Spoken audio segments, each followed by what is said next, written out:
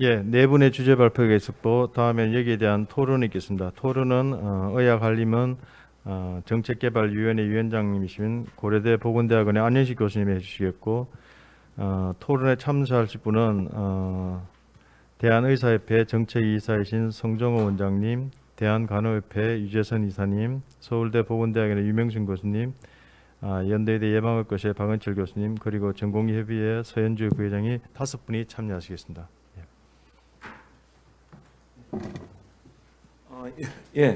지금 그 말씀드린 대로 그 의학한림원 정책개발위원회에서 오늘 이 포럼을 마련했습니다. 근데 온라인으로 계신 분들 계신데 또 여기 뭐 장소가 우리가 그 강의실 고려대학교의 강의실을 좀 쓰고 있는데 또 여기 뭐 사람들 오시는 것들 연자분들하고 토론자들 계신데 분위기도 괜찮습니다. 뭐 많이도 오셨고 또 오늘 또 발표하던 내용들이 중요한 내용들도 있고 또 아주 흥미있는 내용도 있어서 저희 오늘 포럼에 대한 주제의 목적을 상당히 좀 달성했다고 생각이 좀 듭니다. 그래서 발표 내용도 좋았고 또 여러 가지 생각할 것들이 좀 있는데 오늘 그 지정 토론자로 5분을 모셨습니다.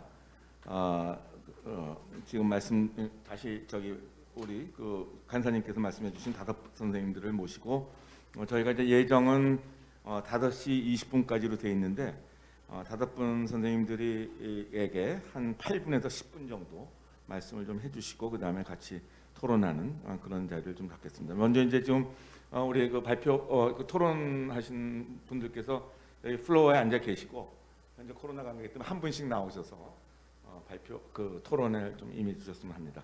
그럼 먼저 의사협회의 성정호 정책이사님을 모셨습니다. 근데 현재 뭐 의사협회 정책이사님은 계시고 성 선생님은 소아정신과를 전공하신 걸로 여기 나와 있습니다. 그래서 아마 오늘 주제에 여러 가지 좋은 점이 있을 것 같습니다. 예, 안녕하세요.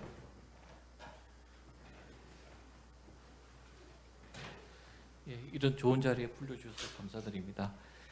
우선 제가 어떤 얘기를 좀 드려야 되나 좀 고민을 좀 많이 했습니다. 그래서 저희 의사협회에서 이제 그 KPS라고 의사 이제 서베이를 2016년도에 한번 했었습니다. 그래서 그거를 지금 또 2020년 이제 11월 말쯤 돼서 지금도 이제 2차 이제 중국 의사 조사를 지금 하고 있는 그런 상태입니다. 그래서 아마 3, 4년마다 한 번씩 아마 하게 될 것 같은데 그 자료를 좀 간략하게 좀 말씀을 좀 드리고요. 2016년도 자료를 좀 말씀드리고 그리고 아까 그 연자분들께서 말씀하신 몇 가지 안에 대해서 이제 제가 그 의사협회의 의견이라든가 일반 의사들의 그 가치관 뭐 생각들을 좀 말씀 좀 드리고 싶습니다. 우선 그 전국 의사 서베이 2016년도 했을 때 생활 습관이라든가 이제 건강 상태에 대해서 저희들이 흡연율이라든가 흡연량, 음주율 같은 거를 이제 조사를 좀 했었고요. 그 구체적인 내용에 대해서는 뭐 따로 말씀을 드리지는 않겠습니다. 그다음에 음주량 같은 경우도 남자인 경우는 고위험 음주율이 한 14%, 여자인 경우는 고위험 음주율이 한 2.9% 정도 되고요. 그다음에 운동을 정기적으로 한다는 분은 남자분은 한 49% 정도, 여자분은 38% 정도 이렇게 조사가 되었습니다. 근데 수면 시간은 남자, 여자 모두 한 6.6시간 정도로 생각보다 좀 많은 시간을 수면을 좀 취하고 있지는 못하고 있었습니다. 삶에 대한 만족도도 36.6%는 삶에 대한 만족도가 좋은데 21.1%는 불만족스럽다 이렇게 보고를 하였습니다. 스트레스 정도는 일상에서 스트레스를 96.5% 정도가 가진다. 96.5% 중에서 54.4%는 스트레스가 상당히 많다라고 이렇게 체크를 좀 했었습니다. 주관적인 건강 상태는 31%에서 건강 상태가 좋다, 11.2%에서는 나쁘다 이렇게 이제 표현을 했습니다. 만성 질환의 어떤 보유자에 대해서는 30.3%가 한 개 이상의 만성 질환을 보유하고 있다라고 보고했고, 그래서 만성 질환자들을 대상으로 몇 가지 질환을 갖고 있느냐라고 했더니 평균 한 1.72개 정도를 보유하고 있다라고 보고를 했습니다. 주로 이제 고혈압, 고지혈증, 당뇨, 근골격계, 소화기 장애, 고혈성 심질환 질환, 악성 신생물 정도의 그 빈도를 좀 보고를 했었습니다. 치료 및 관리를 하고 있느냐 당뇨 같은 경우는 90.7%, 고혈압은 89%, 고지혈증은 81%, 소화기 질환은 68%, 근골격계는 43% 정도를 치료하고 있다 이렇게 얘기를 했습니다. 의사들의 근무 시간, 우리나라의 근무 시간이 상당히 많기도 한데 의사들도 역시 많습니다. 근무 시간을 체크한 거를 보면 주당 근무 일수를 보니까 5일을 근무한다는 분들은 18.2%, 6일을 근무한다는 분이 66.5%, 7일을 근무한다는 분이 15.3% 정도 되고요.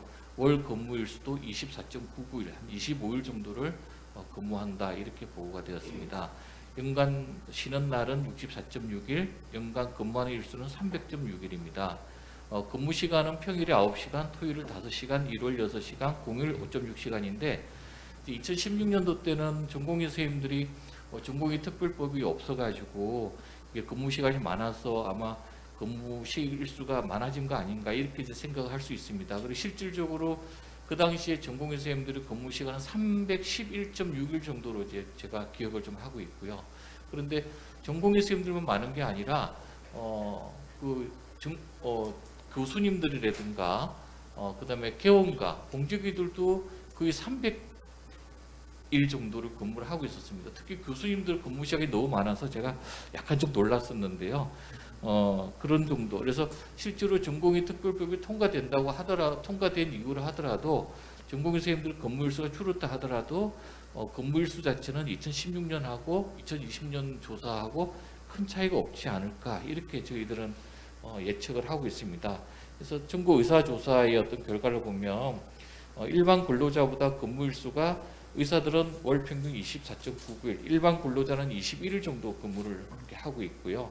한국 의사는 외국의 의사들보다도 통상 근무 시간이 높다 이렇게 결과가 나왔고, 그리고 한국 의사는 외국의 의사들보다 임상이라든가 진료 업무에 소요하는 비중이 상당히 높고 행정 업무에 소요되는 비중은 좀 낮은 것으로 이렇게 좀 나와 있습니다. 의사의 어떤 근무 시간이 길어질수록 직업의 만족도, 소득 만족도, 삶의 질은 감소하고 스트레스는 증가하고 건강을 위하는 행동, 흡연이라든가 음주 등은 증가하고 건강 행동은 감소하는 것으로 저희들이 이제 결론을 우선 내렸습니다. 우선 저희 이제 전국 의사조사 결과는 좀 그렇게 말씀을 좀 드리고요. 올해 하는 거하고 좀 비교해서 또 대외적으로 아마 발표를 좀 할 것 같습니다. 아까 교수님들께서 발표하신 것 중에서 그 여러 가지 이제 과별 이제 의사들이 그 과 선택하는 문제, 그 다음에 힘들어하는 문제 이렇게 했는데 의료 사고와 관련된 부분에서 의료 사고를 경험하는 의사들은 의료 시술을 행하는 데 있어서 상당히 수동적이고 많이 위축돼 있다라고 이제 여러 가지 연구에서 알려져 있습니다. 제가 지난번에 의협에 있는 배상공제조합에서 발표할 때 자료를 좀 보니까 이제 그런 부분이 좀 있었습니다. 그리고 면역 규제에 대한 시선, 지금 이번에도 정부라든가 국회에서 면역 규제에 대한 많은 법안들을 이렇게 만들어내고 있는데요. 의사들 어떤 상당히 좀 이렇게 의도적이고 악의적인 어떤 그런 대상으로 바라보는 시선들이 의사들을 상당히 위축되게 만들고 그리고 과를 선택하는 데 있어서도 많은 그 고려할 수 있는 요소가 좀 되는 것 같습니다. 아까 흉부외과 교수님께서 말씀하셨는데 흉부외과 수가 문제를 보건학자분들하고 저희들이 논의를 하면 보건학자분들은 의사들의 수가가 절대 낮지 않다고 생각합니다. 부족하지 않다라고 생각합니다. 그러니까 의사들하고 생각이 완전히 다른데요. 그분들이 생각하는 의료 수가 자체가 절대 다른 외국에 비해서 떨어지지 않는다라고 생각하는 것이 좀 의외다. 근데 그분들은 이제 의료 행위의 어떤 총량에 대해서 수가를 얘기하는 것이고 의사들은 그 건당 수가에 대해서 얘기하다 보니까 그런 생각이 차이가 많은 것 같습니다. 그런 어떤 사고의 가장 큰 문제점은 의료 행위 총량의 수가 의료 비를 갖고 얘기를 하니까 결국 의사들의 의료 노동량 자체는 많아야 된다는 걸 전제로 하고 있는 것이거든요. 근데 이번에 또 의사 수를 늘린다는 어떤 정부와 국회의 어떤 또 주장을 보면 의사 수가 적으니까 의사 수를 늘려야 된다라고 생각을 하는 것이죠. 그러니까 기본적으로 생각하는 근본적인 원인에 대해서는 잘 이해를 상당히 상반된 부분을 갖고 있는 것 같다. 그 다음에 흉부외과 수가에 대해서 2000 몇 년도인가 이제 흉부외과 수가가 거의 한 100% 인상이 됐다고 한 80%인가 90%인가 인상이 된 것으로 제가 알고 있습니다. 흉부외과 의사가 이제 수술을 하면. 근데 그렇다 하더라도 일본의 수가의 한 반 정도도 안 되거든요. 그런데 그 서울대학에 있는 모 교수님은 흉부외과 수가가 100%가 인상이 됐는데도 흉부외과 의사를 안 한다는 건 다른 문제가 있다. 뭐 이렇게 이제 주장을 할 정도로 상당히 좀 그 현실과 왜곡된 그런 주장들이 있고, 그런 주장들이 그 정부에 그대로 고스란히 전달이 되다 보니까 본질적인 문제를 해결하는 것은 정부도 제가 봐서는 좀 능력이 좀 떨어지는 것 같습니다. 그래서 또 의지도 없고 그럴 만한 어떤 여러 가지 상황도 되지도 않는 부분이 있다 이렇게 보고 있고요. 그다음에 아까 그 옥민수 교수님 말씀하셨는데 보건의료 실태조사 말씀하셔서 상당히 좀 의미 있는 내용인 것 같습니다. 지금 보건의료사회연구원 보사연에서 보건의료 실태조사를 하고 있는데 아까 말씀하셨던 그 보건의료인의 추가가 돼야 되겠다라고 생각하는 그런 어떤 내용들은 크게 전혀 포함이 되어 있지 않습니다. 그래서 그 부분이 좀 더 추가되면 좋은 그런 게 될 수 있겠다. 지금 보건의료 실태조사의 목적은 보건의료 인력을 얼마나 늘리고 줄이고 지금 어떤 상태인가 이런 질문만 되게 많이 포함이 되어 있거든요. 그렇기 때문에 만약에 어떤 삶의 질과 관련되어 있는 척도를 좀 넣는다면 보건의료 실태조사가 상당히 내용이 충실해지지 않을까 이런 생각을 좀 하고 있습니다. 예, 이상입니다. 감사합니다. 잠깐만. 그러니까 요게 그 오늘 저희가 이제 플로어 토론도 있겠습니다. 이제 제가 생각하기에는 우리 목적 중에 하나가 의료인들이 업무와 관련돼서 어떤 스트레스나 뭐 업무 관련된 질환들이 있느냐, 관련들이 있냐 이런 문제가 하나 있을 것 같고요. 또 한 가지는 지금 그 선생님 그 전국의사조사랑 또 박교수 선생님 말씀하신 것처럼 의사와 간호사의 건강 행태나 주요 건강 문제가 있는데 어쨌든 두 번째 측면에서 보시면 의사협회 조사도 그렇고 박혜숙 선생님도 그렇고 의사들이 예를 들어서 담배 건강 행태나 건강 수준이 일반인에 비해서 어떤 문제들이 좀 있는 것 같습니까? 저희 중국 의사조사에서는 일반인하고 비교해서 결과를 낸 건 아니고요. 네. 그 의사들 자체의 어떤 그 부분 의사들 자체만 가지고 얘기를 한 것이고 좀 더 자료를 준비한 건 이런 부분이 있는 것 같습니다. 근무 시간과 이제 삶의 만족도라든가 이런 부분에서는 좀 비교를 아까 했고 그런 마지막에 제가 말씀을 좀 드린 것 같습니다. 네. 박혜수 선생님 그거 어떻게 생각하세요? 지금 말씀하신 의사들의 그 선임하신 거랑 지금 그 송 의사님이 하신 거랑 해서 의사들의 건강 수준이나 어떻게 요약을 할 수 있는 거예요? 의사들의 건강 수준이나 건강 행태가 조사를 해봤더니 지금 우리가 좀 어떻다고 생각하시는 거예요?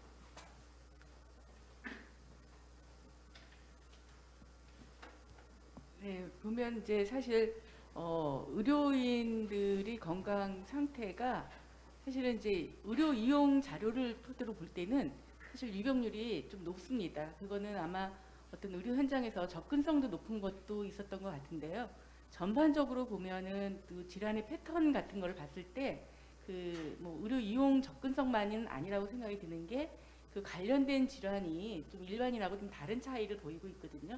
그리고 아까 오민 선생님 발표하면서 요통이 이제 많이 느낀다고 했는데 순위에 앞다고 했는데 사실은 순위의 유병률 순위에 제가 앞에 1, 2, 3위만 얘기했기 때문에 그렇고 간호사 같은 경우는 아마 4순위 정도에 있었을 것 같습니다. 그래서 일반 인구의 어떤 질환 패턴과 차이는 분명히 있고 그거는 보건의료인의 특이적인 질환인데 저희가 조금 더 이제 그 직군에 따라서도 다 다를 것 같습니다. 그래서 그거는 그런 특성 비교가 직군과 같이 이루어져야 되는데 의료용 데이터에서는 제가 이제 사실 어렵게 받은 게 의사, 간호사 딱 요 직계만 받았습니다. 그래서 그 보건 의료인의 어떤 직군에 따른 어떤 구체적인 내용은 이렇게 전국 의사 조사 같은 데서 지금 웹 기반으로 하는데 거기서 여러 특성들과 질환을 유병률이 이제 자기 보고를 하더라도 좀 연계해서 볼 수 있도록 조금 더 세분화될 필요가 있겠다 이렇게 생각이 들었습니다. 네, 감사합니다. 네, 다음에는 유재선 간호협회 이사님을 모시는데 지금 유재선 선생님은 경희대 의료원에서 오랫동안 하셨던 간호 관련된 주요 직책을 하셨고요. 또 서울시 간호회장을 하셨고 현재 간호협회 이사님으로 계십니다. 간호사들의 문제에 대해서 좀 말씀을 주시면. 안녕하십니까. 방금 소개받은 대한간호협회 이사 유재선입니다. 저는 현장에서 38년간 간호사로 근무하고 있으며 현장의 간호사들의 어려움이라든지 삶의 질에 대해서 간략하게 말씀드리도록 하겠습니다. 본 포럼을 통해 의사, 간호사의 건강 수준 및 삶의 질 향상이 국민 건강과 안전에 직결된다는 사회적 인식과 공감대를 확산시키고 극복 과제들에 대한 구체적인 대안을 탐색하는 데 큰 의미가 있다고 생각합니다. 저는 이번 포럼을 통하여 간호사 삶의 질 향상을 위해 현실을 직시하고 이에 대한 올바른 업무 환경 개선 방안에 대해 의견을 제시하고자 합니다. 현황 및 문제점입니다. 근무 환경과 관련하여 2019년 4월부터 주 52시간 근로제 시행으로 주 12시간 이상 초과 근로가 금지되었으나 보건의료 업종은 근로시간 특례 업종으로 분류되어 사실상 무제한 근로가 가능합니다. 간호사의 연평균 근로시간은 2,436시간으로 근로기준법상 연간 최대 근무시간 2,160시간보다 276시간, 34.5일 초과 근무를 하는 것으로 나타났습니다.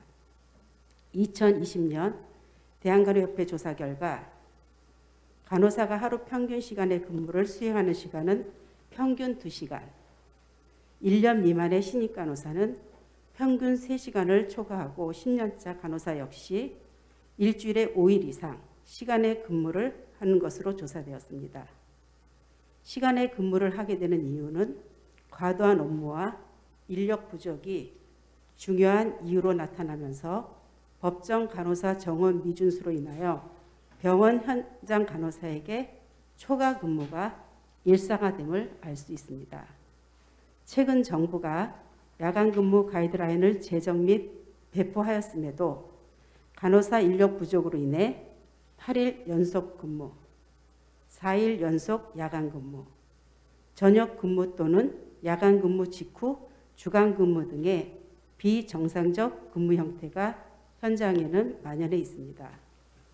일주일에 1회 이상 식사를 거르는 비율이 60%를 상회하지만 여전히 근무 시간 내에 휴게 및 식사 시간이 보장되지는 않습니다.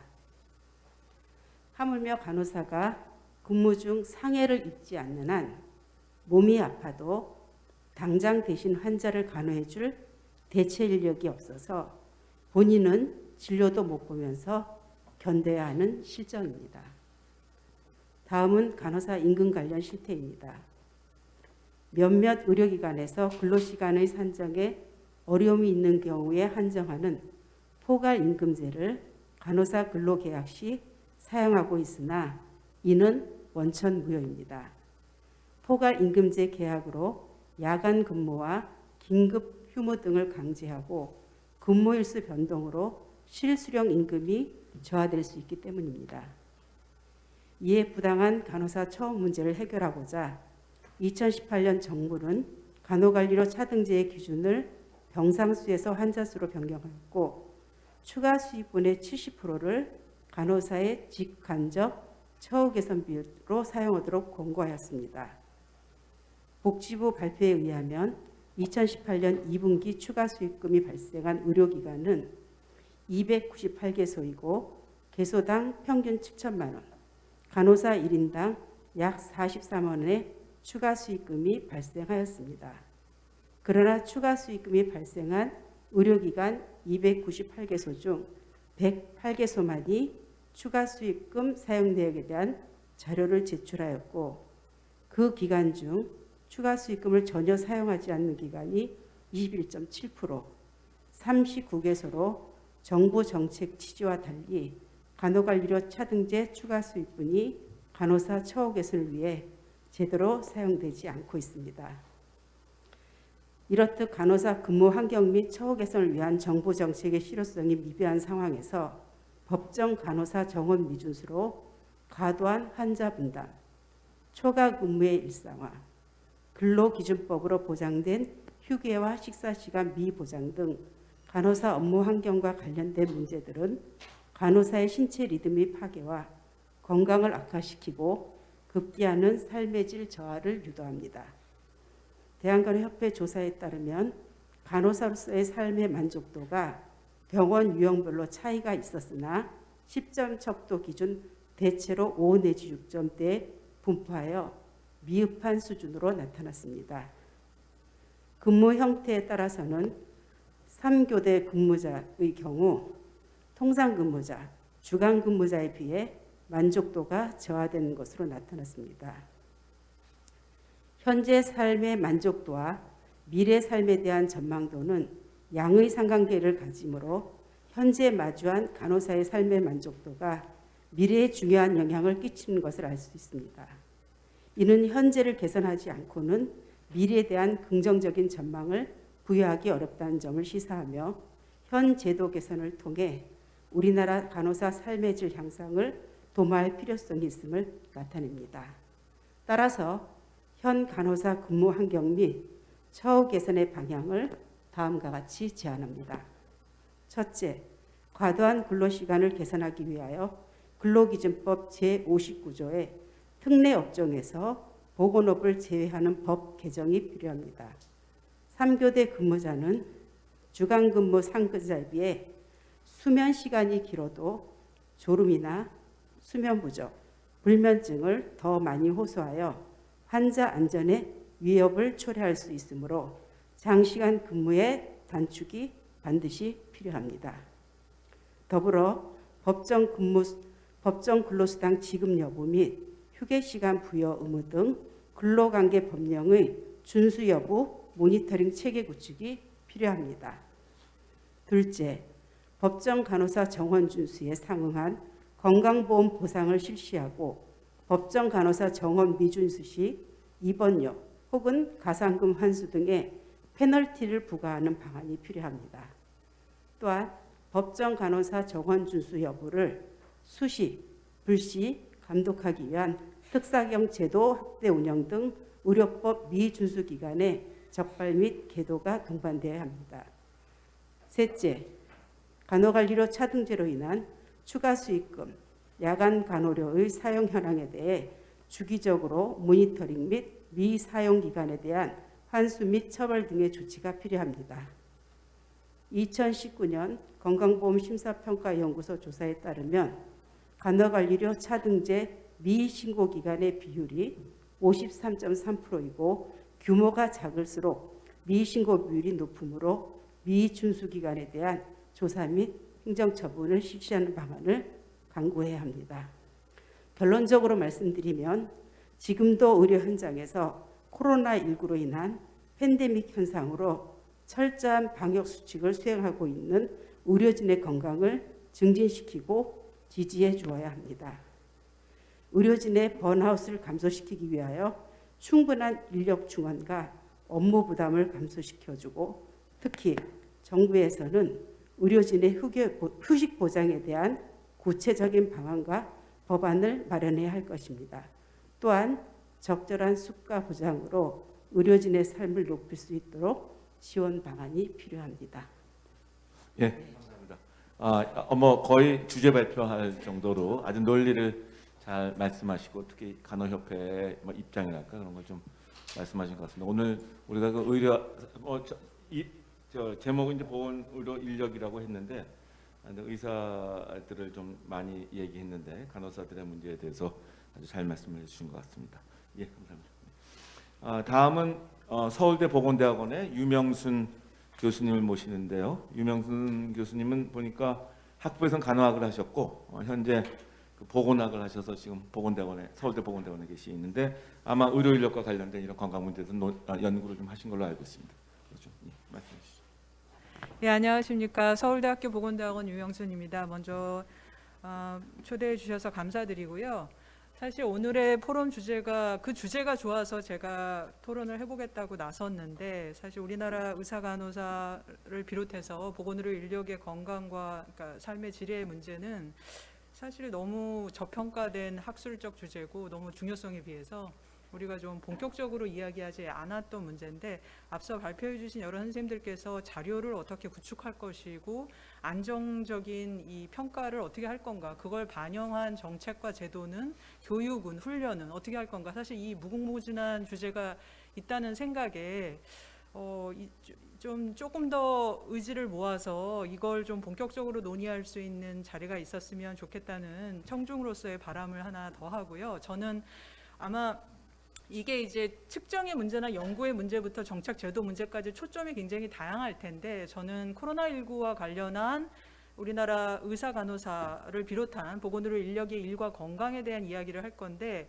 최원석 교수님 발표에 거의 전적으로 동의하기에, 특히 또 마지막에 강조해 주신 환자와 국민들의 건강과 안전을 위해서라도 보건의료 인력들이 안전하고 건강해야 된다는 취지에 전적으로 공감하고, 또 그래서 좀 보완을 하는 차원으로 토론문을 만들었으니 그렇게 봐주시면 좋을 것 같습니다. 저 역시 랜셋이라든지 이런 다수의 이 학술지는 제가 가장 핵심적으로 여러 번 강조하고 있는데, 코로나19로 전 세계가 지금 어마어마한 위기를 겪고 있는데, 거기서 아무리 우리가 급해도 기계는 어떻게든 만들고, 저 중국에서 그 영상 보고 깜짝 놀랐는데 3일 만에 이렇게 막 병원 만들어 버리는 거 보면서 놀랐지만, 아무리 급해도 만들 수 없는 게 이 숙련된 보건의료 인력 아니겠습니까? 그리고 또 하나, 아무리 급해도 아무리 심각해도 기계처럼 100% 풀 가동을 지속할 수 없다라는 것을 제가 아니라 이미 전문가들이 학술지를 통해서 사설을 통해서 말하고 있습니다. 또한 굉장히 새겨드려야 할 것이, 사회도 그렇고 정부가 의료 인력을 체스판에 올려져 있는 말처럼 이리저리 옮기면 안 된다라고 강조하고 있습니다. 그러니까 다급한 것이 위기지만, 위기라고 해서 정도를 걷지 않을 때 그 뒤에 감당해야 될 것들은 더 커진다라는 경고라고 생각을 합니다. 그런데 저는 보건의료 분야에서도 저는 임상을 안 하고 이제 바로 계속 보건 조직과 정책, 그리고 특히 정신건강 이런 이슈들을 다루고 있는데요. 그러다 보니 저의 초점은 건강 영양 그 자체보다도 그것에 영향을 미치는 일의 구조에 조금 더 가 있습니다. 그래서 지금까지 이제 아까 우리 최 교수님께서 보여주셨던 해외 학자들처럼 저 역시도 나름의 노력들을 해왔고, 지금까지 이제 5월과 7월에는 방역 인력들, 그러니까 보건소 공무원 중에 간호사도 계시죠, 또 의사 선생님들 계시고, 보건소 인력들 역학조사관, 그리고 치료기관의 의료 인력들 대상으로 2차례의 조사를 했었고요. 그리고 8월에는 전국에 이 치료기관, 그러니까 코로나19를 봤던 의료기관의 보건의료 인력들, 이 안에 이제 의사, 간호사, 의료기사와 조무사 등을 포함하는 인력들을 1370명 조사를 했고요. 가장 최근에는 20명이 역학조사관, 이 중에 공보의가 있고 이제 의사가 있고 그렇습니다. 이렇게 조사를 한 내용들을 섞어서 이제 밑에 내용들을 말씀드릴 텐데, 초점은 우리가 코로나19로 인한 의료 인력들의 지금의 어떤 번아웃이라든지 어떤 신체적인 어려움을 이해하려면 결국은 일의 양과 과정을 봐야 된다는 것이 저의 초점입니다. 그래서 업무량이라든지 숙련도, 그러니까 우리가 사실 위태로움은 숫자도 중요하고 병상 수도 중요한데, 내가 준비가 되어 있지 않은 상태에서 업무에 들어가게 됐을 때 리스크가 올라가는 거죠. 그래서 그런 문제들, 업무 과정에서는 이게 이제 제 연구의 핵심인데, 우리가 나이가 어리다고 해서, 연차가 낮다고 해서 제대로 이 수기를 거치지 않은 채 합의 없이 의사를, 간호사를 일에 배치시키면 그 과정에서 요즘의 젊은 청년 의료 인력들은 부당하거나 아니면 옳지 않다는 생각을 할 수 있다는 것입니다. 이것이 스트레스도 올리고 보람도 낮추고 이직 의도를 높이는 등 이런 업무 감염 심리 건강의 영향을 준다라는 가정에서 연구를 해봅니다. 핵심만 좀 보여드리면, 제일 지금 문제는 과잉 노동입니다. 보건의료 인력들은 지금 이제 조사를 2가지로 하는데, 이제 실제로 담당했던 코로나19 환자의 수의 평균과 적정하다고 생각하는 인력의 수를 보면 대략 한 5명 정도가 차이가 납니다. 그러니까 5명 정도를 오버로드 하고 있는 거죠. 근데 역학조사관의 경우는 시간으로 따져보면 초과 근무가 거의 월 100시간 정도를 하는 경우도 있고, 이게 왜냐하면 급하다는 이유로, 사람이 없다는 이유로, 어쩔 수 없다는 이유로, 환자가 폭증했기 때문이라는 이유로 하고 있는데, 그러다 보니까 뒤에도 한 번 더 말씀드리겠지만 꿈에서도 계속 역학조사를 하는 꿈을 꾸고 있다. 그래서 아까 인솜니아도 말씀을 하셨고 한데, 해외 문헌이 지적하는 3대 불안, 뭐 이제 불면, 아니면 어떤 스트레스와 같은 이제 디프레션과 같은 우울과 무력감의 문제들이 우리나라에 고스란히 나타나고 있다. 또 하나 업무에서 제가 좀 강조를 드리고 싶은 게 업무 표준화랑 거리가 좀 먼 일을 하고 있는 거죠. 갑자기 정책이 바뀌면 병상을 바꿨다가 다시 또 돌렸다가 그리고 이 일을 해야 됐다가 안 해야 됐다가 단계에 따라서 달라지고, 그래서 현장에서는 지금 자신들한테 스트레스를 주는 건 언제까지 이걸 해야 되는지 모르겠다와 더불어 업무가 표준화되어 있지 않다는 것입니다. 그래서 이 두 가지가 관리자를 향해서도 그렇지만 정부를 향해서도 지방정부나 여러 코디네이션 해야 되는 입장에서 지금 의료 인력들의 스트레스를 유발시키고 있다. 그리고 조금 전 제가 말씀드린 것처럼 스스로 감염병을 대응하기 위한 교육과 훈련이 충분하다라고 하는 자기 숙련도 응답이 과반이 되지 않습니다. 그러니까 위태로움을 마음속에 안고 있는 상태에서 일을 하고 있다는 문제를 말씀드리고 싶고요. 저는 이제 토론자다 보니까 짧게, 업무 과정에서는 방금 말씀드린 비자발적인 업무 투입이 의사와 간호사에게서 점수가 높은 편입니다. 게다가 관리자나 병원이나 지자체에서 노동 강도가 높은 걸 알고 있고 안쓰러워하지만 그걸 줄이기 위한 근무 시간의 조정이 충분하지 않게 나타나고, 이 부분에 있어서도 역시나 간호사 의사들의 응답이 높은 편입니다. 반면에 조직이 내가 이 과정에서 뭔가를 호소하거나 요구를 하면 들어줄 거다, 서포트를 해줄 거다라고 하는 인식이 낮은 편인데다가 가장 낮은 점수가 의사 인력들에게서 나타나고 있습니다. 그리고 이제 여러 가지 미충족인 업무와 관련해서 전문인으로서 필요하다고 요구했지만 그게 충족되지 않은 수요들이 있다는 것입니다. 그리고 아까 최원석 교수님도 말씀하셨고 여러 앞서 선생님도 말씀하신 번아웃은 상당히 심각한 전 세계적인 문제인데요.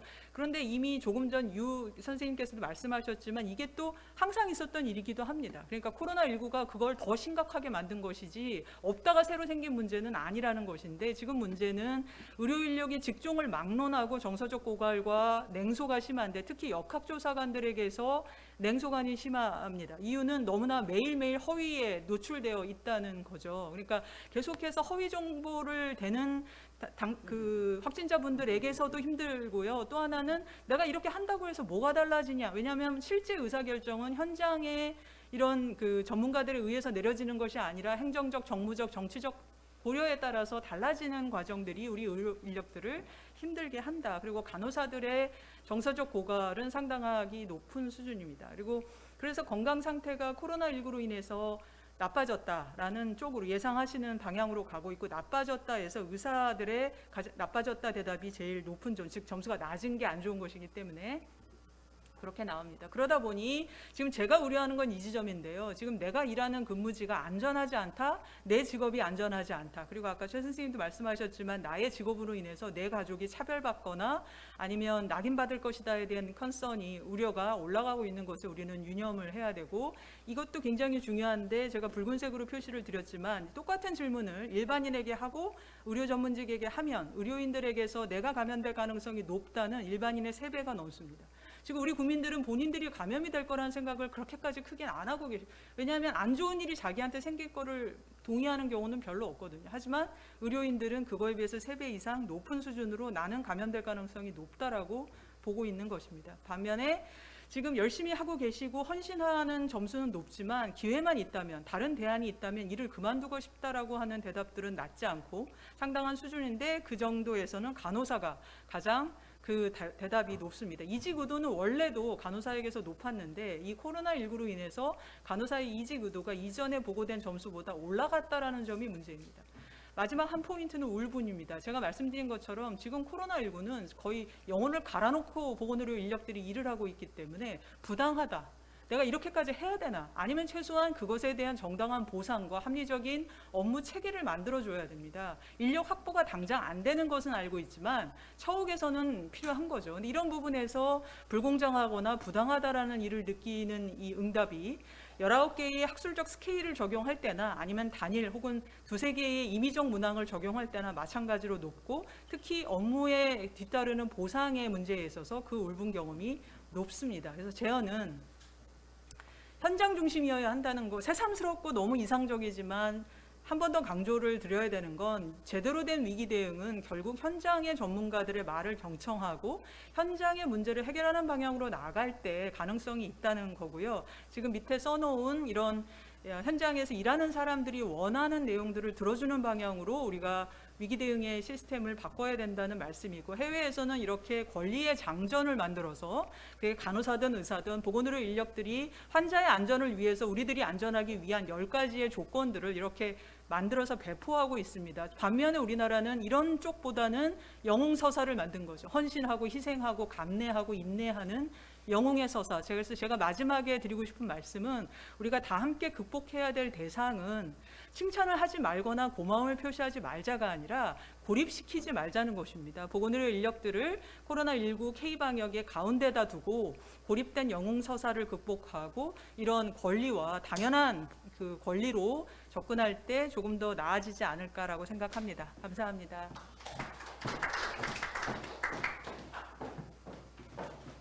예, 그 구체적인 자료를 통해서 아주 문제를 잘 지적을 하신 것 같습니다. 아까 최원석 선생님 발표와 함께 현재 코비드 현장에 대해서는 문제를 좀 잘 지적을 하셨네요. 이 빌 오브 라이트 이런 것들도 아마 좀 우리 생각해 볼 수도 있겠네요.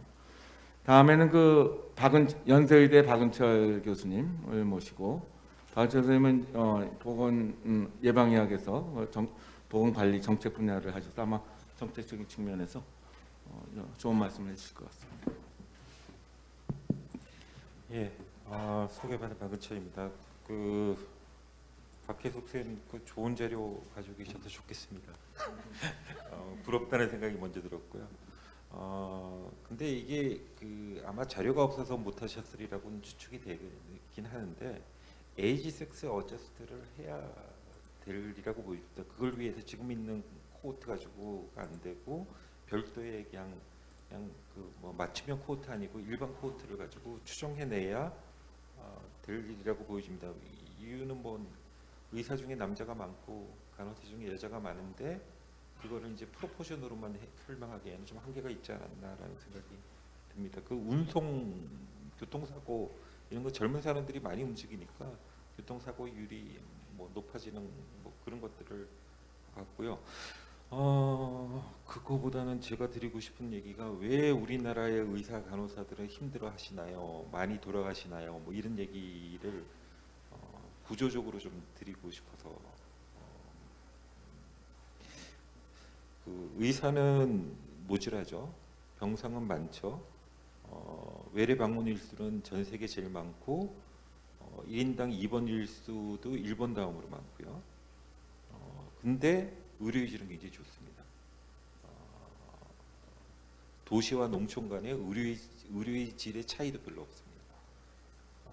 그러니까 인풋은 적은데 아웃풋이 괜찮다라는 것은 중간에 굉장히 많은 업무 강도가 높았을 것이다라고 추정이 되어집니다.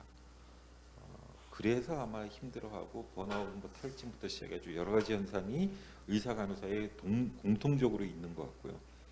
의사가 조금 더 스페시픽하게 몇 가지가 더 있다 그러면, 직업에 대한 기대치, 내가 의사인데 이 정도는 돼야지라는 게 안 되면 이게 극단적으로 갈 가능성이 좀 더 있겠다라는 생각이 들고요.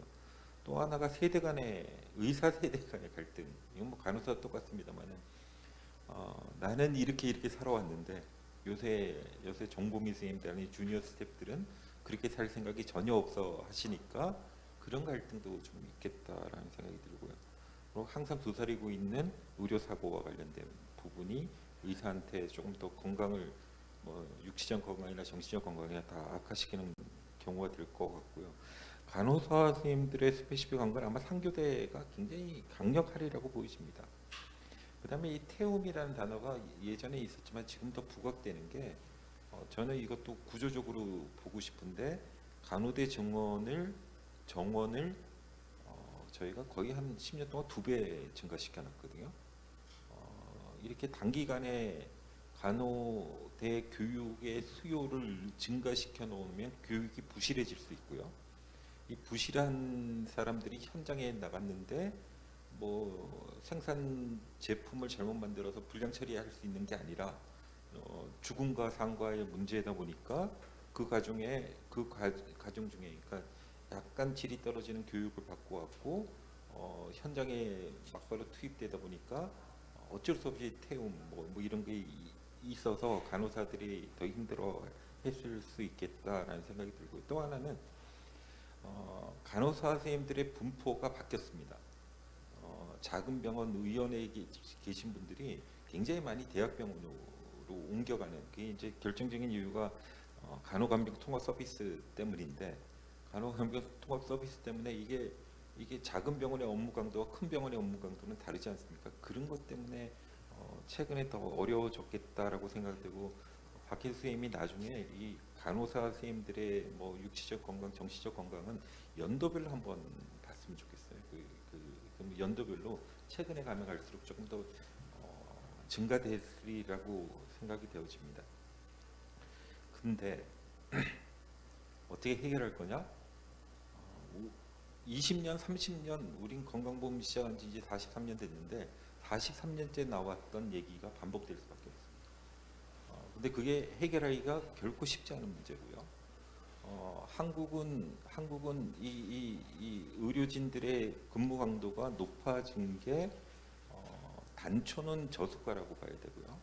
인력 충원을 충분히 시킬 수 없었고, 두 사람 고용하는 것보다 한 사람이 1.8배 이해라는 게 훨씬 병원 경영에 있어서 나니까요. 그 현상을 유지해서 가고 있습니다. 근데 이거를 극복시켜 주려면은 러플리 이제 큰 병원들이 전체 비용 중에 50%를 인건비로 씁니다. 거기에 그러니까 한 명이 일하는 걸 그건 너무하고요. 2명이라는 걸 3명으로 1명을 더 보충해 주려고 그러면 인건비가 한 50% 증가돼야 되지 않습니까? 간호사는 병상당 우리 일하는 거 급성기 병원 포함해도 2배 정도 차이가 나는데요. 그러니까 간호사 인력을 2배로 늘려줘야 됩니다. 그 얘기는 꼭 뭐냐면은 병원장이 그 브레이크 이븐을 맞추려고 그러면 50%의 간호사 임금이 25%니까 25%를 더 올려줘야 된다는 얘기가 나옵니다. 거기다 간호사는 또 더 문제가 있죠. 의사들은 노동 강도가 센 것 때문에 OECD 의사들이랑 비교해 보면 우리 임금 수준이, 의사 임금 수준은 높은 편이라고 봐야 될 것 같습니다. 그러니까 지표들은 그렇게 보여주고 있고요. 반면에 간호사 임금비는 그렇게 높지 않습니다. 이 OECD 평균보다 좀 떨어집니다. 이런 문제를 연결을 하면 그래서 보건복지부가 계속 하고 있는 게 뭐냐면 수가를 인상해 주면서 인력의 옵션을 계속 걸고 있습니다. 병원장님들이 되게 싫어하는 옵션인데요.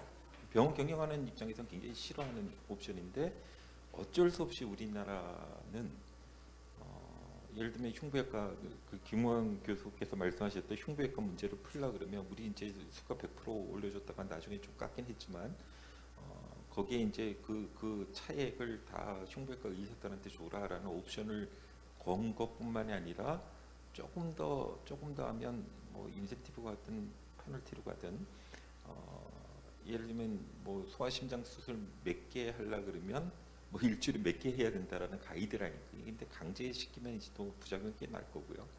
그래서 인력이 많은데 수가 더 준다라는 옵션을 붙여줘야 좀 늘어날 것 같고요. 간호사도 분명히 그런 옵션이 붙어야 병원장님들이 조금 더 사람을 뽑으리라고 보여집니다.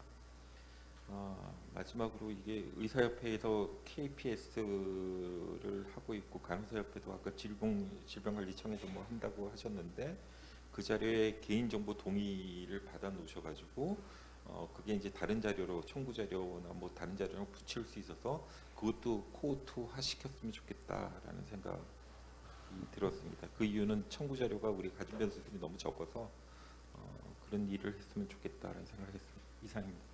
예, 감사합니다. 뭐 여러 가지 그 실제적인 여러 개 문제 또 원인 이런 것들을 좀 해주셨는데 요 뭐 자료에 대한 얘기들 좀 있었는데 이제 간호사들 특히 제가 보더라도 오늘 아주 주제는 아닌데 우리나라 그 간호사들이 어쨌든 평균 근무 연수가 평균 은퇴 연령이 보니까 한 10살 낮더라고요. 외국에 비해서. 그만큼 이제 일찍 조기퇴직을 하는 것 같고 소위 말하는 장롱면허겠죠. 근데 그런 것들이 아마 이런 업무 환경 같은 것과 좀 연관이 있다고 생각이 들어서 오늘 박 선생님 말씀하신 것처럼 장기적인 거 단기적인 게 좀 필요할 것 같은데 아마 오늘 우리가 나선 의협이나 전문가 단체에서 이 문제에 대해서는 좀 장기적으로 그 자료로 좀 보고 말씀하세요. 예, 죄송합니다. 이게 제가 오늘 그 보고서 마감일인데요. 보고서 마감하고 온 결과를 잠깐만 말씀드리면 우리가 입원료 진찰료가 전체 의료비에 차지하는 게 한 30% 됩니다. 굉장히 무게가 큰 부분인데요. 뭐 초진료, 재진료, 입원료. 근데 보십시오. 지금 간호간병 통합 서비스에서 돈 주고 있는 게 15명 플러스 2명, 그러니까 17명에 대해서 6만 원 주고 있습니다. 근데 입원료가 6만 원 주고 있거든요. 근데 입원료가 45병상 50병상에 들어가는데 그러니까 45병상 50병상에 15명의 간호사를 루틴 평균 쓰고 있는데 그러니까 간호간병 통합 서비스는 인건비만 주고 있는데 6만 원이고요. 입원료는 간호사 인건비 플러스 의사 서비스의 시설 장비가 다 들어가는데 6만 원입니다. 저희가 계산해 보면 원가 보존율이 60%밖에 안 됩니다. 그러니까 그걸 가지고 병원장들, 병원을 경영하는 입장에서는 입원 한 사람 시키면은 입원료만 가지고 먹고 살려 그러면 다 손해가 납니다. 그걸 해서 이제 기타 등등의 뭐 아시다시피 영상 검사, 뭐 진단 검사 이런 거 갖다 붙이고 비급여로 갖다 서 살고 있었다가 이제 비급여 없는 세상으로 넘어가고 있으니까 이게 인력 문제를 풀려 그러면 그리고요 저희가 지금 1인당 GDP 그러니까 경상의료비가 8%를 차지하는데 그 속도 증가 속도는 어메이징하게 지금 올라가고 있거든요. 그래서 이게 진짜 이게 수가 현실화 인력 충원 단어는 간단한데 해결하는 게 결코 쉽지 않은 과제가 돼서 그 생각이 잠깐 나서 많이 드십니다. 다음에는 그 전공협의회 서현주 전 부회장이시네요. 지금 이제 서현주 선생님은 그 카톨릭 대학에서 내과 전공이시죠? 내과 전공의를 좀 하고 계시고 현 대한전공의협회 부회장 현인가요? 네네. 그럼 좀 전공의의 입장에서 좀 얘기를 좀 들어볼 수 있을 것 같습니다. 네, 말씀해 주시죠. 네, 안녕하십니까. 소개 감사드립니다. 저는 23기에서 대한전공의협회 부회장을 지냈고 그 전까지 2년 동안 홍보이사를 했었습니다. 현재는 여의도 성모병원에서 내과 2년차로 지금 근무를 하고 있고 이렇게 뜻깊은 포럼에 초대를 해주셔서 정말 감사하게 생각하고 있습니다. 우리나라 의사와 간호사의 건강 수준 및 삶의 질에서 전공의의 삶을 사실 빼놓을 수는 없는데 이 부분에 대해서는 제가 그동안 2016년부터 시행됐던 전국 전공의 병원 평가라는 이제 전공의들을 대상으로 해서 진행하는 설문조사 결과를 바탕으로 좀 말씀을 드리려고 합니다. 그래서 저는 세 가지 측면에서 이야기를 하고 싶은데요. 일단은 전공의 특별법 시행 이후에 달라진 근무 환경과 이에 따른 건강 수준의 변화 그리고 현 주소에 대해서 말씀드리고 싶고 두 번째는 그럼에도 불구하고 현재 전공의들의 심리적인 건강 상태 번아웃 증후군으로 표현이 될 수 있는 그런 부분들에 대해서 말씀을 드리고 싶고 마지막으로는 특수한 현재의 상황과 이제 빗대어서 코비드-19 의료 현장에 참여하는 전공의들의 건강 문제와 안전 문제들 사례들을 통해서 말씀을 드리려고 합니다.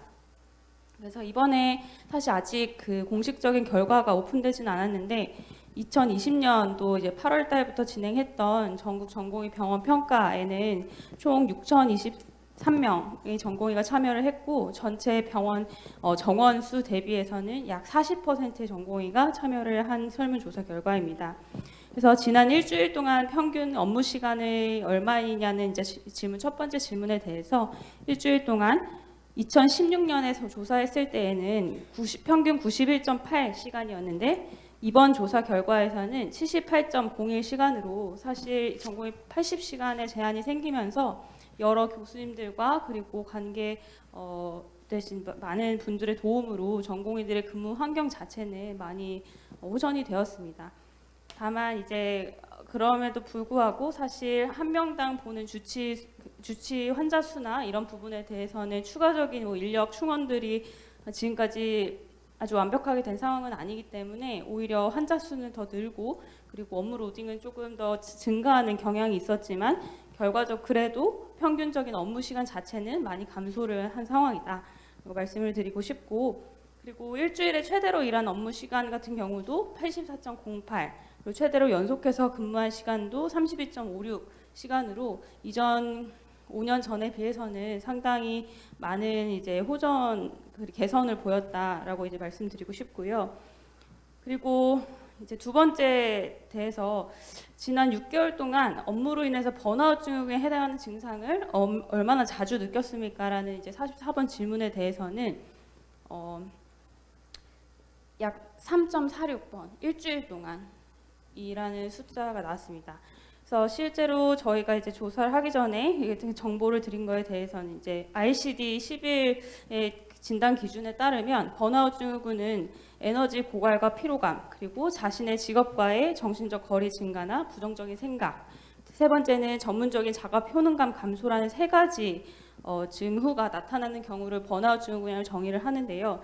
저희가 전공의 수련 그리고 근무 환경 속에서 이러한 번아웃 증상을 굉장히 많이 경험을 합니다. 비단 전공의들만의 문제가 아니고 간호사 선생님들이나 아니면 교수님들도 많이 느끼시고 계실 거라고 생각을 하는데 이것이 이제 과중한 업무 로딩이나 그리고 그 일로 그 말미암아 생기는 육체적인 그리고 심리적인 피로에서 비롯이 된다고 생각을 하고 있는데요. 그래서 이런 것들이 왜 문제가 되냐면 그 다음 질문인 현 수련 기간에서 수련받는 동안 수련을 중도에 포기하고 싶다고 느낀 적이 있습니까? 라는 질문에 대해서는 약 55.96% 과반수 이상의 친구들이 포기를 하고 싶다고 이야기를 했습니다. 그래서 그 원인에 대해서 이제 저희가 아직 다 결과가 나오진 않았지만 가장 많은 퍼센트를 차지하는 것은 건강상의 문제와 동료와의 마찰, 즉 이런 것들이 육체적, 심리적, 건강 수준과 삶의 질의 문제와 직접적으로 연관이 되어 있다는 것을 알 수가 있고 이런 부분들을 시급히 해결을 하는 것이 이런 전공의들의 어떤 삶의 질이나 건강 수준을 개선하는 데 도움이 될 것이라고 생각을 하고 실제로 1년 전 2018년 12월에는 실제로 당직 근무를 하던 신영 전공의가 이제 사망을 하는 그런 사건들도 발생을 하고 있었기 때문에 이런 문제들이 좀 빨리 해결이 되었으면 좋겠다는 생각을 하고 그리고 이것들이 가장 중요한 또 이유는 뭐냐면 다음 질문에서는 지난 6개월 동안 의료 과실을 전공의들이 실제로 저지르진 않았지만 저지를 뻔한 적이 몇 번 있습니까? 라는 질문에 저지를 뻔한 적이 있습니까? 라는 질문에 27.8%의 전공의들이 있다고 대답을 했고 사실 대학병원 그리고 수련병원에 입원 환자의 진료를 전공의들이 상당히 많은 부분 담당을 하는 대한민국의 의료 체계 안에서 전공의들의 이러한 이제 심리적인 그리고 육체적인 피로 문제들이 결국에는 환자 안전과 직접적으로 연관이 되고 이런 부분들을 해결을 해야 대한민국 의료 보건 사회가 더 향상할 수 있는 방향으로 나아갈 수 있기 때문에 이 부분에 대한 이 접근이 중요하다는 것을 제가 말씀드리고 싶었습니다. 그리고 마지막으로 코비드-19 의료 현장에서 저희가 이제 느끼는 부분들에 대해서 아까 최원석 교수님께서 정말 많은 것을 이제 종량적으로 잘 말씀을 해주셨는데 저희는 그냥 현장의 이야기를 좀 들려드리고 싶은데 사실 감염에 대한 노출 그리고 그 부분에 대한 심리적인 공포감은 상당히 있는 것이 맞고요. 근데 그거 외에도 사실 장시간 특히 그 코비드-19이 아주 심하게 확산되기 시작했을 그 8월달, 9월달 그 시점에는 굉장히 더웠는데 저희가 이제 하루 종일 레벨 D 방호복을 입고 근무를 하는 와중에서 힘들었던 것은 이제 화장실도 제대로 못 가고 그리고 사실 여성들 같은 menstruation 같은 걸 하는데 흔들 갈 시간도 없고 그렇다 보니까 각종 이제 그러니까 비뇨생식기적인 감염 문제나 피부염 이런 것들 때문에 사실 고생을 한 친구들 되게 많았습니다. 그래서 실제로 막 근무를 하다가 열이 나거나 아니면은 막 그렇게 해서 이렇게 전체 그 육체적인 건강 상태가 나빠졌을 때 어떻게 따로 치료를 받을 방법도 없고 만약에 열이 나면 저희는 1차적으로 이 친구 코로나 감염된 거 아니야? 생각해서 일단 코부터 찔리고 격리가 되고 나서요.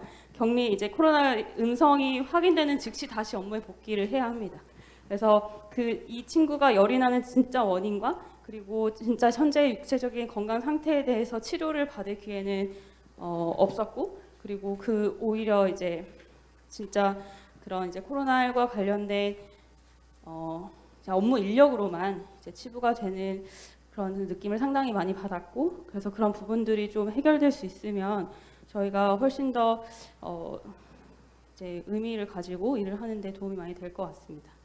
그래서 이러한 것들을 바탕으로 하면 결국에 전공의 수련, 그리고 전공의 근무 환경, 그리고 심리적인 문제에 대한 해결이 환자들의 안전과 직결이 되어 있고, 그리고 이런 것들을 해결하기 위해서는 보다 좀 시스템적으로 체계적인 보완 장치들이 마련되어야 한다는 것이 이제 저의 큰 바람입니다. 예. 감사합니다.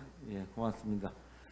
이거 뭐 전공 공부하느라도 바쁜데 협의하고 또 이런 조사까지 하고 그래서 뭐 참 저기 좋은 말씀을 좀 드리는데, 또 한편에서는 이런 이제 그 전공의들이 잘 근무할 수 있도록 기존 의사나 교수들이 좀 더 활동을 해야 되지 않나, 이제 이런 생각도 좀 일부 들고, 본인들이 스스로 이렇게 한 문제에 대해서 조금 여러 가지 양가 감정이 좀 드네요. 네, 감사합니다, 선생님. 그러면 지금 이제 저희가 시간도 좀 남았고 또 있어서 네. 예, 그 한 분은 지금 사정상 저희가 안 하시고요. 오늘 이제 토론은 이게 5분으로 좀 하기로 했습니다. 그래서 토론은 이제 공식적인 토론, 지정 토론자는 됐고요. 특히 플로어 계신 참석자들께서 좀 말씀을 좀 해주시면 그리고 이따 나중에 이제 발표자들의 얘기를 듣고 그렇게 좀 하겠습니다. 먼저 플로어 계신 분들 혹시 부회장님 좀.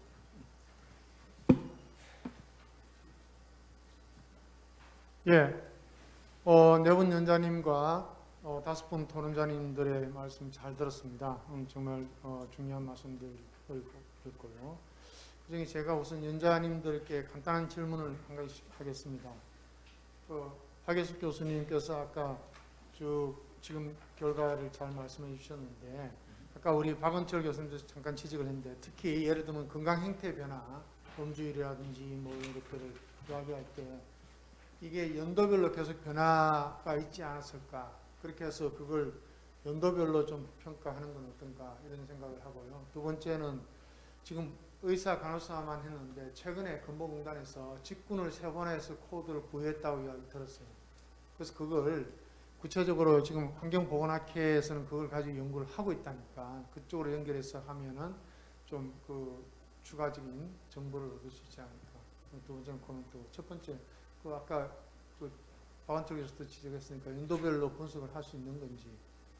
그러니까 저희가 이제 사실은 그 대상자가 픽스가 된 대상자이긴 합니다. 그래서 이렇게 전체 다른 직군이 계속 변화되는 대상자를 받았으면은 이제 그런 연도별 변화의 의미가 있을 것 같은데, 대상자가 사실은 픽스가 된 대상자들을 쭉 한 거여서 연도마다 대상자가 고정이 돼 있어서 그게 조금 의미가 별로 없을 거라는 생각이 좀 들었고, 저희가 다 갖고 있는 데이터의 한계 때문에 그렇습니다. 예, 이번에 제가 인사 말씀드린 것처럼 처음 시작이니까 정말 우리 코호트 구축을 할 수 있도록 앞으로 좀 계속 추진해야 되지 않을까 생각합니다. 두 번째, 옥민수 교수님께 지금 질적 연구를 수행해서 좋은 내용을 발표해 주셨는데, 지금 의사 12명, 간호사 6명 이렇게 해서 이제 대표성이 굉장히 떨어진다. 그래서 이제 실적 연구이기 때문에 이게 그러면 어떤 앞으로 정량적 연구를 위한 사진 연구로 해서 앞으로 계속 할 것인지, 그런 거에 대한 질문과, 두 번째는 이제 아까 유학민 결론에서 2-3개 도구를 함께 사용하는 방안도 고려한다 그런데, 보통 우리가 스트레스 뭐 지표 체크리스트 이런 거 볼 때 롱폼과 숏폼이 있기 때문에, 그러니까 2-3개 도구를 함께라는 거는 롱폼으로 해서 굉장히 컴프레hen시브한 그런 도구를 만들고 그중에 숏폼으로 해서 간략하게 신속하게 할 수 있는 뭐 이런 식으로 좀 개발하면 좋지 않을까 하는데 어떻게 생각하시는지. 네. 두 번째부터 먼저 말씀드린 측정 같은 경우에는 이제 롱폼, 숏폼을 쓸 수도 있지만, 제가 아까 말씀드렸던 폼들은 다 어떻게 보면 간단한 도구. 제가 아까 그 발표 때도 말씀드렸지만 의료인들한테 뭔가 한 개 더 해달라고 부탁하면 상당히 부담스러워하세요.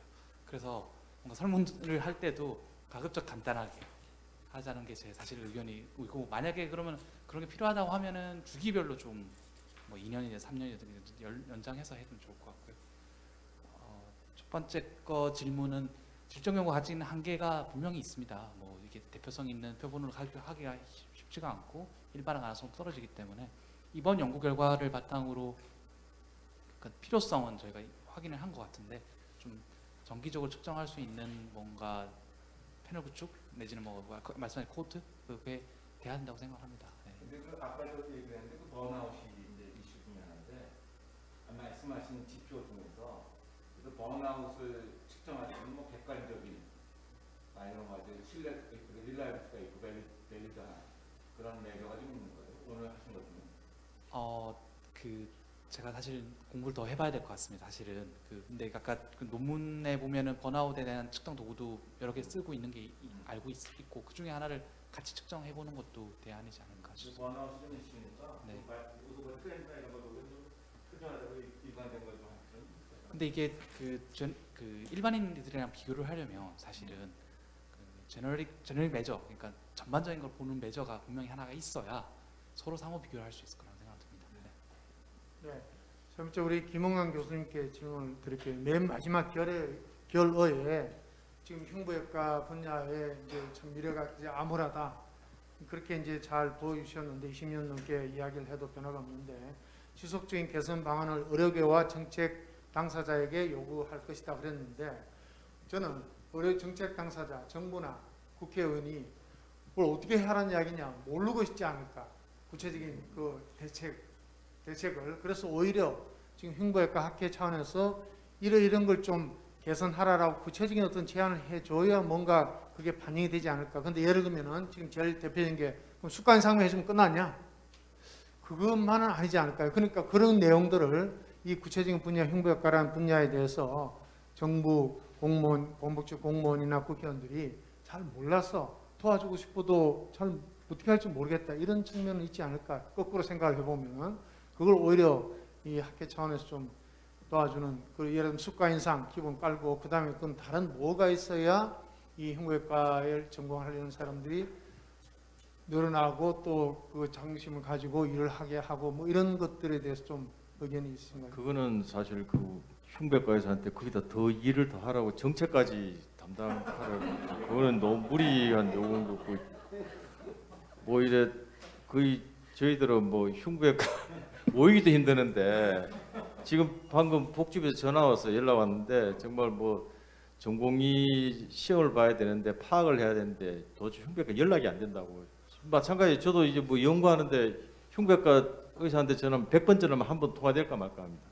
근데 거기서 또 정책까지 흉부외과에 대해서 해결하라 그러면 이건 뭐 너무, 저희들은 문제 제기를 하고요. 사실은 우리나라 의료제도가 국민의 입장에서는 저는 뭐 전 세계 최고죠. 정말 최고고 국민들한테는 좋은 제도, 여기서 더 좋게 하려고 정부에서는 하지만은 오늘 이야기한 의료진들의 희생을 전제로 한 끝없는 희생을 요구하는 이 정책은 지속적이지 않는 거죠. 그 하나에 지속되지 않다는 건 문제 제기를 하는 거죠. 그리고 이 좋은 우리나라 국민을 위한 좋은 제도가 어느 한쪽이 무너지는, 그 사실 흉부외과는 지금 방법이 없어요. 우리가 할 수 있는, 더 이상 할 수 있는 방법 없습니다. 수가 인상이라는 게, 수가 인상이 흉부외과한테 오는 게 아니거든요. 그러니까 정부에서 수가 인상해주고 더 좋다 그러는데 그 돈이 그러면은 흉부외과 의사한테 오는 게 아니에요. 병원으로 가는 거지. 병원, 그러니까 지금 그것도 이미 저희들이 그 지적을 했어요. 정부에 감사원이 지적했어요. 흉부외과를 위해서 인상한 게 흉부외과 오지 않는다. 그걸 감사원이 정부에서 지적하는 게 제대로 된지 한 번도, 그걸 정부에서 흉부외과 수가 인상이 어디로 가는지 조사한 적이 한 번도 없어요. 관심이 없는 거죠. 인상이 어떻게 되냐. 그 병원 수입으로 가는지 흉부외과에서 오는 게 아닌 거예요. 그런 제기를 수주했고 진행되는 게 하나도 없는 거죠. 그걸 우리가 감사를 하겠습니까, 이상? 네, 좋습니다. 그럼 지금 우리 박원철 선생님 아까 그 코멘트를 했으니까 혹시 제 질문에 대해서 좀 뭔가 보충, 앞으로 좀 도와주겠다든지 뭐 어떻게 오늘 뭐 보고서 내는데 좀 포함되어 있습니까? 어떻습니까? 저희가 뭐 흉부외과의 해결책을 한 건 아니고요. 그 원가 계산에서 그 상대가치 점수만 내는 걸 오늘 마감해서 하여튼 요새 그렇습니다.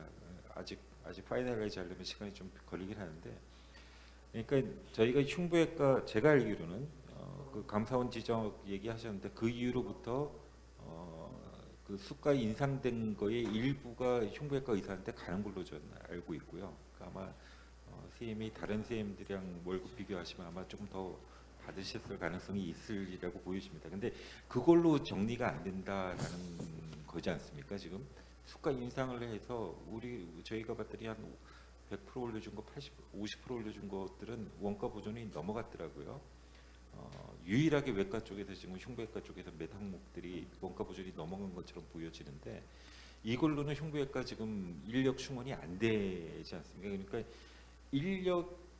인력에 대해서 충원 저는 이렇게 생각합니다. 그러니까 왜 흉부외과 아니면 외과 계열의 사람들이 지원 안 하냐면 스텝들이 아까 조사하신 거 보면 내가 내 자녀들한테 추천 안 할 걸 애들이 근데 그 의과대학 애들이 그 임상 실습 돌면서 그걸 보여줘야 되는 것 같아요. 우아한 외과 의사.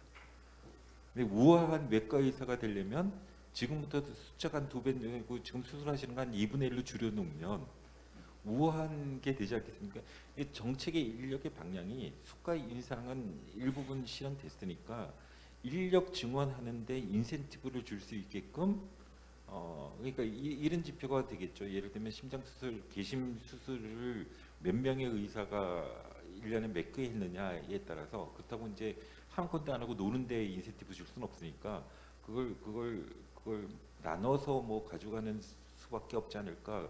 그래서 흉부외과에서 우아하게 사는 걸 보여줘야 저는 레지던트들이 온다라고. 예, 앞으로 흉부외과에서 우리 방청에서 좀 이야기를 하면 좋겠고요. 마지막으로 우리 최원석 선생님, 지금 이제 3차 대유행에서 500명 이상, 600명 이렇게 막 가고 있는데 정말 우리 의료 현장에서 의료인 건강 문제에 대한 대책, 번아웃을 방지하기 위한 이런 대책들은 지금 구체적으로 논의되고 뭐 실현 가능합니까? 어떻게 생각하십니까? 네, 논의되고 있는 게 없죠.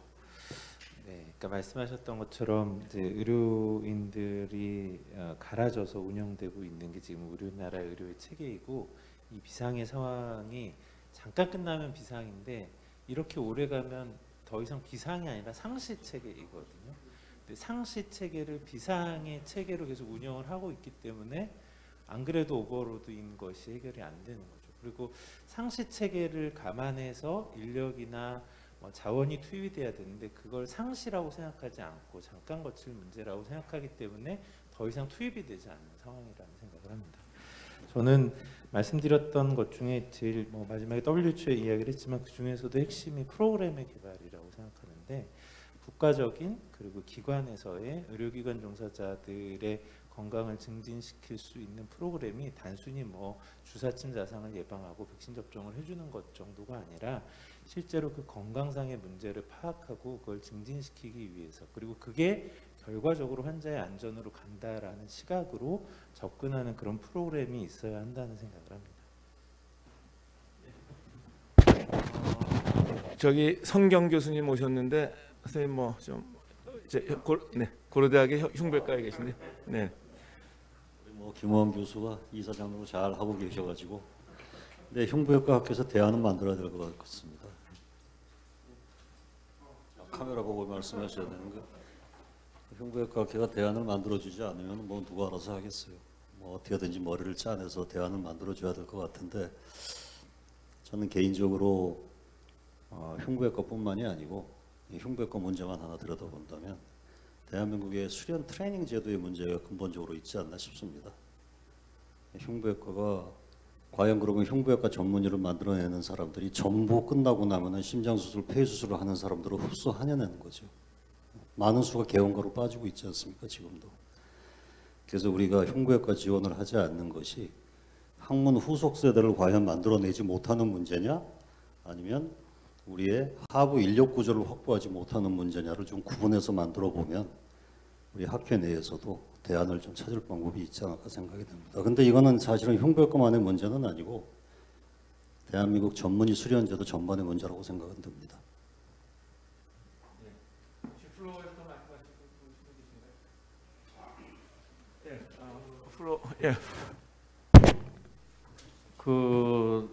근본적인 재택이 필요한 거죠. 사실 이게 전반적인 이게 어느 한 부분을 건드려 한 가지 방법으로 해결할 수 있는 부분이 아니고 지금까지 그래도 이 국민보험을 시행한 근본적인 낮은 수가를 전제로 하고 의료진들의 희생을 전제로 지금까지 이만큼 끌어얻는 그 근본적인 건 사실 다 알고 있지 않습니까? 문제점은. 그래서 이거를 한 가지만 건드려 가지고 하나 방식 하나의 정책으로 이걸 해결했다 생각은 안 되고요.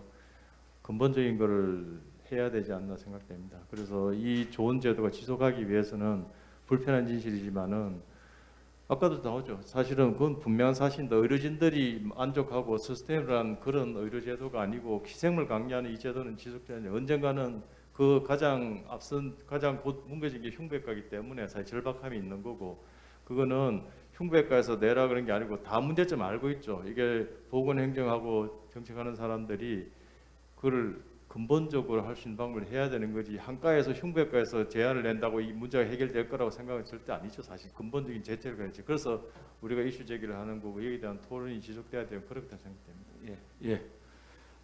발표자 중에서 말씀하시고 싶은 거 있으면 한 시간 좀 드리겠습니다. 없으신가요? 또, 네, 박 선생님. 예.